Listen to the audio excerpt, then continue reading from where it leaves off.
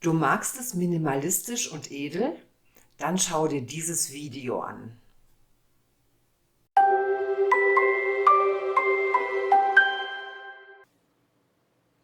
Dieses Mal arbeite ich auf einer Holzplatte. Das kommt bei mir im Atelier häufiger vor. Die Holzplatten sind oft günstiger als eine Leinwand. Hier bei diesem Bild ist es sogar sehr sinnvoll, auf einer stabilen Holzplatte zu arbeiten, weil du bei einer flexiblen Leinwand mit dem Spachtel doch so ein bisschen wackelst eventuell, während du hier bei einer Holzplatte gut drücken kannst. Das Maß ist ein bisschen abhängig von deinem Spachtel, das werden wir aber etwas später noch sehen. Wenn du mit einer Holzplatte arbeitest, mit einem Holzuntergrund, dann solltest du immer zuerst mit Gesso diese Fläche grundieren. Ich habe hier fertiges Gesso und das kannst du rollen oder auch mit dem Pinsel streichen. Du kannst dein Gesso aber auch selbst herstellen und dazu findest du ein Video hier unter dem Link. Diese Grundierung ist nötig, damit dein Holz auch gut aufnahmefähig wird für die nächsten Schichten. Bei einer Leinwand brauchst du das in der Regel nicht zu tun, weil die schon mit Gesso präpariert sind. Nimm auch den Rand dazu. Das Gesso schließt so ein bisschen die offene Pore von der Seite und dann ist das Ganze nach 30 Minuten trocken. Du kannst jetzt eine beliebige Spachtelmasse nehmen. Sie sollte nicht zu grob sein und sehr geschmeidig. Ich stelle gerne meine Spachtelmassen selbst her und das Rezept zu dieser Masse findest du im Begleitheft. Und der erste Schritt bei diesem Spachteln ist nun, eine ganz glatte Fläche herzustellen, einen ganz glatten Untergrund, in den ich dann mit dem Spachtel die entsprechenden Muster ziehen kann. Dieses Herstellen des Untergrundes ist ein bisschen tricky. Du musst zunächst einmal das Material gut verteilen und dann musst du mit einem Spachtel diese gerade glatte Fläche herstellen. Bei mir ist das dann ein sehr großer Spachtel und dadurch wird es sehr leicht. Du kannst aber auch mit einem kleineren Spachtel diese Fläche gut aufbringen, wenn du sehr langsam und sehr sorgfältig das spachtelst.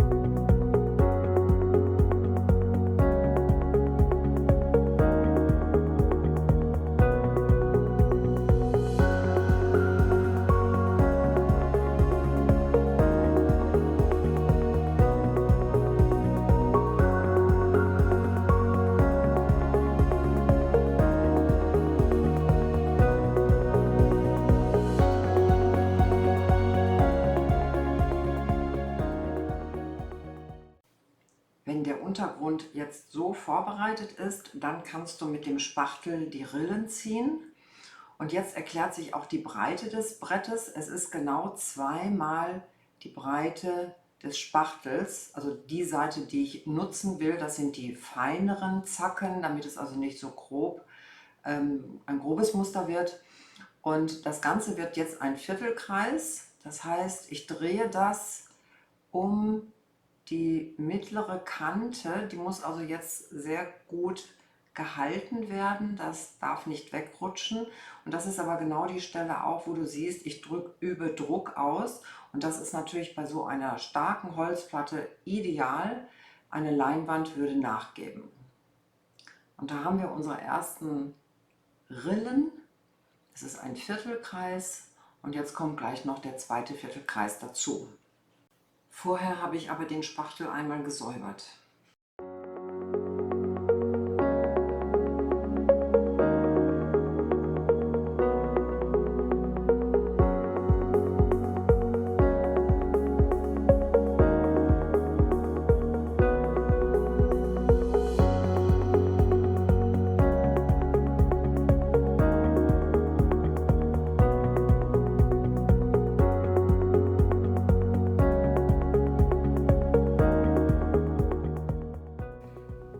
jetzt hier noch einen zweiten Spachtel, der genau als Halbkreis dazu passt. Das war jetzt natürlich Glück, dass ich das so ergänzen konnte.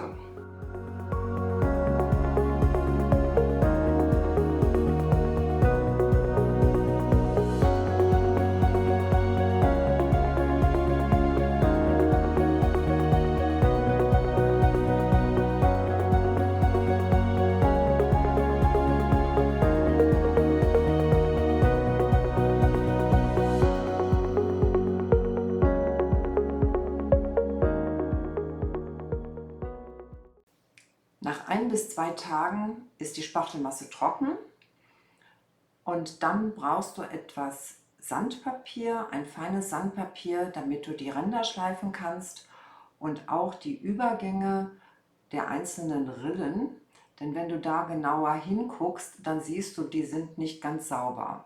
Und das kann man jetzt ganz gut mit einem feinen Sandpapier wegschleifen und ein bisschen optimieren.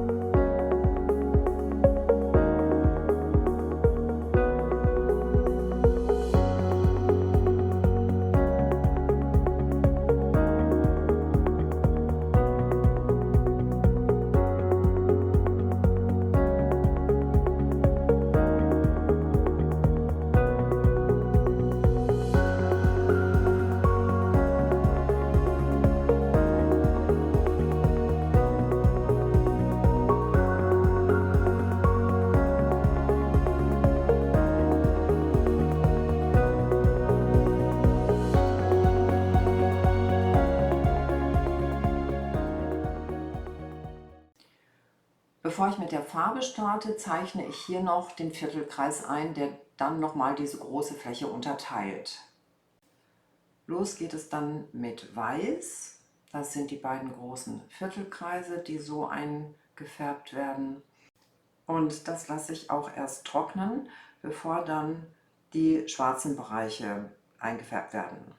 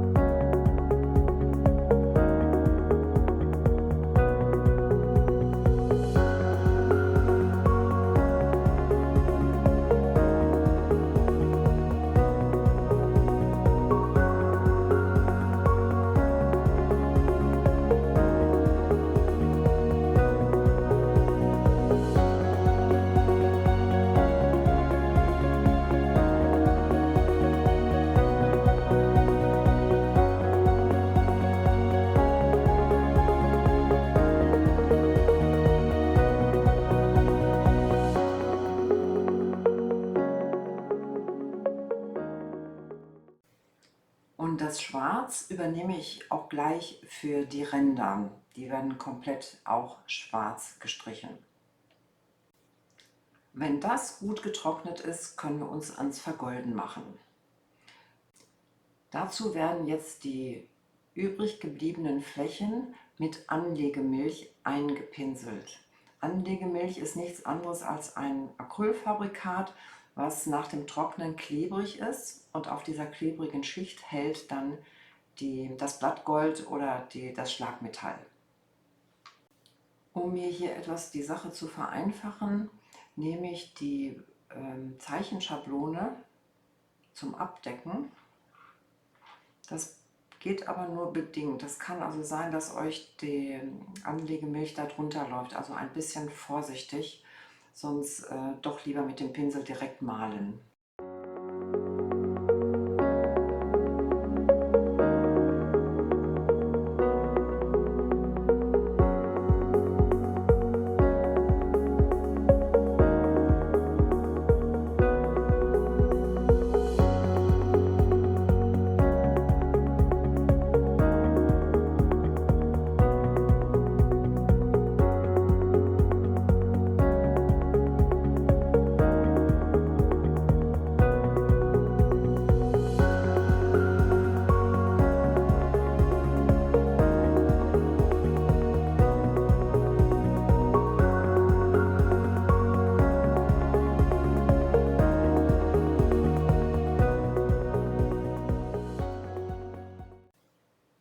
Und hier muss ich auch tatsächlich ein bisschen mit einem feuchten Tuch korrigieren.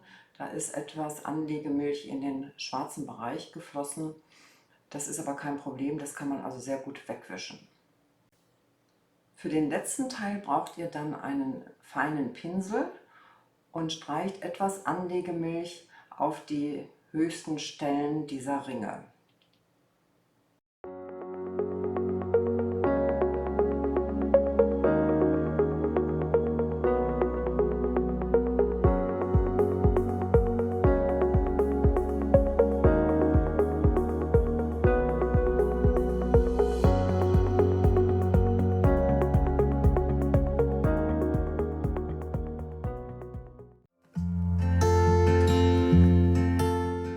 Und wenn du noch mehr ungewöhnliche Materialien für außergewöhnliche Bilder kennenlernen willst, dann findest du viele Ideen in meinem Buch bzw. Videokurs. Klicke dazu rechts oben auf den Link.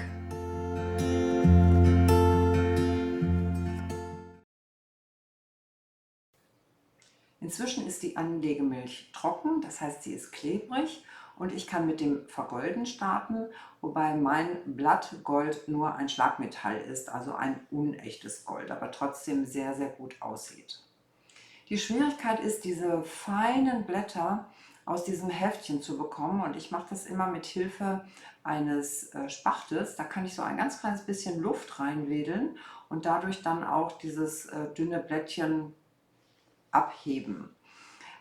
Ich ziehe Handschuhe dazu an, weil es einfach sinnvoll ist, möglichst nicht mit den Fingern auf dieses Schlagmetall zu greifen, weil sich dann eventuell Verfärbungen ergeben. Und dann wird so ein Blättchen aufgelegt, das klebt sofort auf dieser Anlegemilch, und dann einmal festdrücken, und damit ist im Grunde die Vergoldung schon passiert.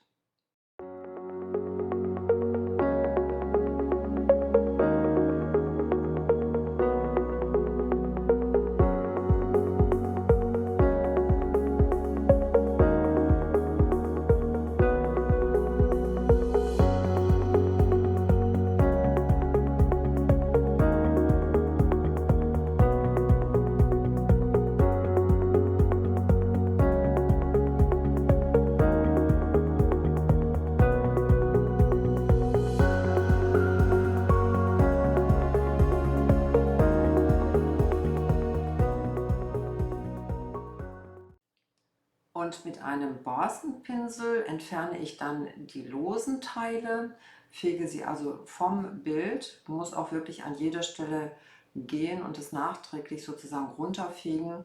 Pass auf, wenn du diese Goldteile hast, sie sind so leicht, sie fliegen bei dem kleinsten Windhauch. Du solltest das eventuell mit so einem kleinen Tischstaubsauger aufsaugen, sonst hast du es tatsächlich, hast du diesen Goldstaub im Zimmer.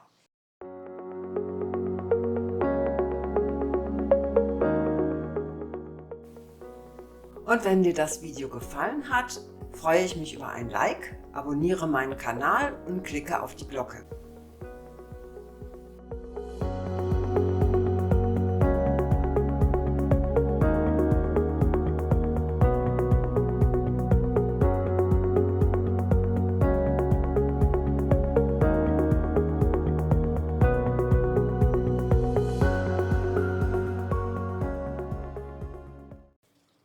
Bevor es jetzt an den letzten Arbeitsschritt geht, zeige ich dir noch eine Farbvariation. Es sind die gleichen Strukturen im Untergrund. Hier habe ich jedoch mit hellen Farbtönen gearbeitet, die gut zum Skandinavien-Look passen.